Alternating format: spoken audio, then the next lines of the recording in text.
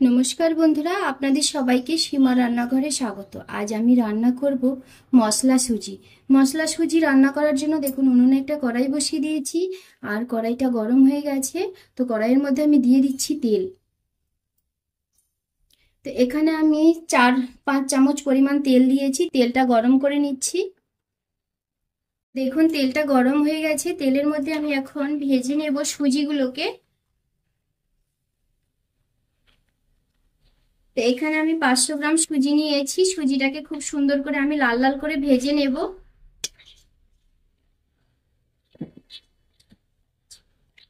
আর সুজিটা ভাজার সময় কিন্তু গ্যাসের ফ্লেমটা মিডিয়ামে রাখতে হবে, না হলে কিন্তু সুজিটা পুড়ে যাবে আর খেতে ভালো লাগবে না, খুব বিচ্ছিরি একটা গন্ধ ছাড়বে। এইভাবে নেড়ে চেড়ে আমি সুজিটাকে খুব সুন্দর করে ভেজে নিচ্ছি।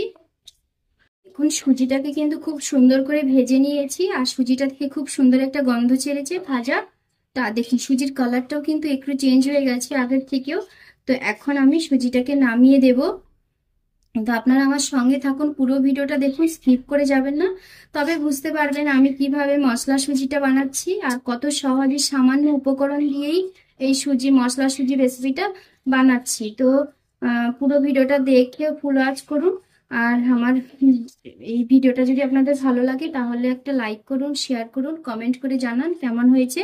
আর যারা আমার চ্যানেলটা নতুন দেখছেন তারা অবশ্যই একটা সাবস্ক্রাইব করুন, পাশে বেল আইকনটি ক্লিক করুন, যাতে করে প্রতিদিন যে আমি ভিডিওগুলো ছাড়ছি সেই ভিডিওগুলো সবার প্রথমে আপনাদের কাছে পৌঁছে যায়।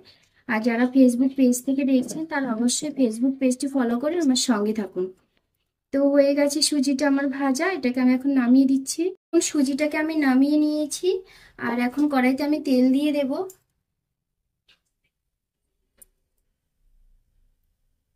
তো কড়াইতে আমি তেল দিয়ে দিয়েছি। তো তেলটা গরম হয়ে গেছে হালকা মতো। তো তেলের মধ্যে আমি ভেজে নেব একটু বাদাম।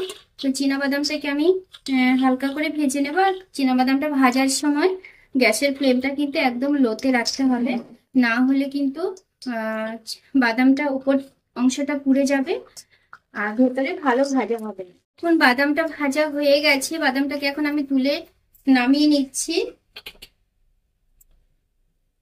বাদামটাকে তুলে নিয়ে নিয়েছি আমি। তো এখন আমি দিয়ে দেব দিচ্ছি শুকনো লঙ্কা। তো শুকনো লঙ্কাটা আমি দুটো শুকনো লঙ্কাকে 2 টুকরো করে দিয়েছি। আর দিয়ে দেব আমি গোটা সরিষার দানা।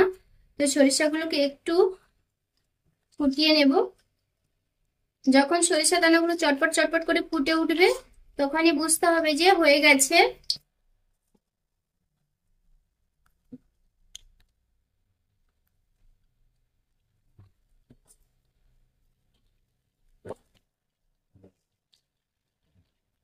তো দেখুন সরিষা দানাগুলো ফাটছে সুন্দর করে। তো এখন আমি দিয়ে দেব কাঁচা লঙ্কা আর আদা কুচি।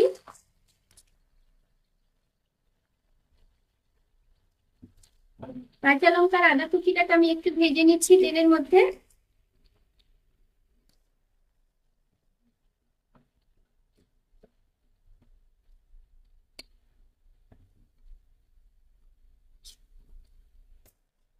তো ভাজা হয়ে গেছে, এখন আমি দিয়ে দেব আলু। তো আলুগুলোকে আমি এরকম ছোট ছোট করে টুকরো করে কেটে নিয়েছি। তো আলুগুলো আমি দিয়ে দিচ্ছি। আলুগুলোকে একটু নেড়ে চেড়ে ভালো করে ভেজে নেবে। আলুটাকে আমি হালকা মতো করে একটু ভেজে নিয়েছি, পুরোপুরি সেদ্ধ হয়নি, হালকা মতো সেদ্ধ হয়েছে। এখন আমি দিয়ে দেব নুন।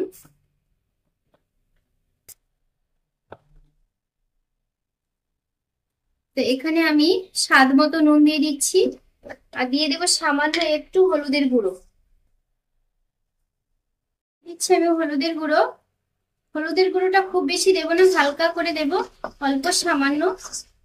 তো অল্প সামান্য দিয়েছি। এখন আমি আলুটাকে আরো একটু ভেজে নেব। আলুটা কিন্তু খুব সুন্দর ভাজা হয়ে গেছে, সেদ্ধ হয়ে গেছে, কত নরম হয়ে গেছে।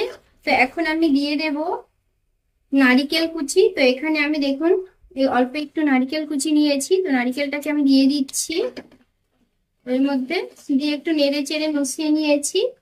এখন দিয়ে দেব আমি গাজর আর ক্যাপসিকাম কুচি। তো দেখুন এখানে আমি গাজর আর ক্যাপসিকাম কুচি করে নিয়েছি, এইগুলোই দিয়ে দিচ্ছি। দিয়ে আমি আলুটার সঙ্গে খুব ভালো করে মিশিয়ে নেব। তো আলুটা কেন আমি প্রথমে দিয়েছি, কারণ আলুটা যদি ভালোভাবে সেদ্ধ না হয় তাহলে কিন্তু খাওয়া যাবে না। আর গাজর তো কাঁচা অবস্থাতেও খাওয়া যায়, ক্যাপসিকাম হাফ বয়েল হলেও খাওয়া যায়, হাফ সেদ্ধ হলেও খাওয়া যায়, সেই জন্য গাজর আর ক্যাপসিকামটা আমি পরে দিয়েছি।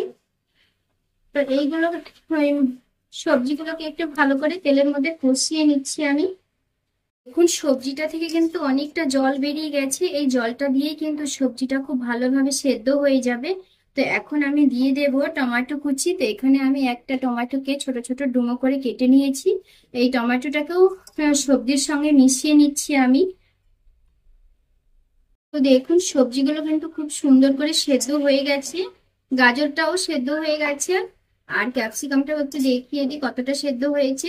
দেখুন ক্যাপসিকামটা কিন্তু খুব সুন্দরভাবে সেদ্ধ হয়ে গেছে। তো আলুটা তো সুন্দরভাবে আগেই সেদ্ধ হয়ে গেছে।